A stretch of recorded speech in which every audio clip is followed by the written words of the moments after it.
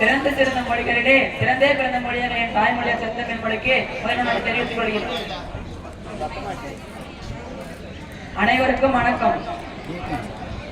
ஓரறிவு அறிவிற்கும் சேமிப்புதான் வாழ்க்கை, 6 அறிவு மனிதனுக்கும் சேமிப்புதான் வாழ்க்கை. சேமித்து பார், சிக்கனம் தன்னால் தோன்றும், உன் வாழ்வும் வளம் பெறும். எனக்கு கொடுக்கப்பட்ட தலைப்பு சிக்கனமும் சிறு சேமிப்போம்.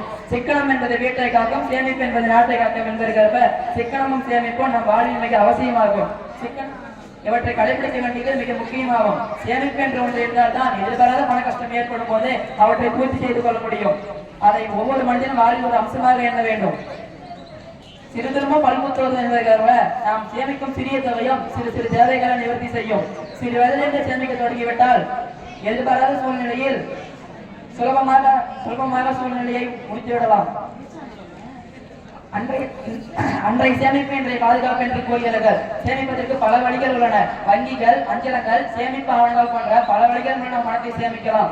பள்ளிகளில் சேமித்து பழக வேண்டும் என்பதாக சஞ்சாக எனும் திட்டத்தை அரசு ஏற்படுத்தியுள்ளது. இந்த திட்டத்தின் மூலம் நம் வீடு மட்டுமன்றி நமது நாடும் வளம் பெறும்.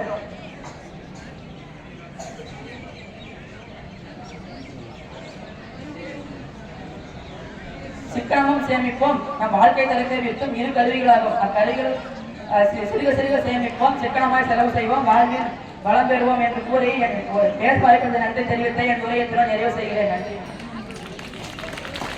நன்றாக மாணவன் கேட்டது.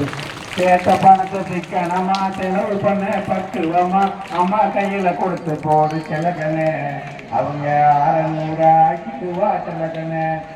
சேர்த்த பணத்தை சிக்கனமா கைத்தட்டு செலவு பண்ண பக்குவமா அம்மா கையில கொடுத்து போடு செலகனே, அவங்க 600 ஆக்கிடுவா செலகனே. என்ன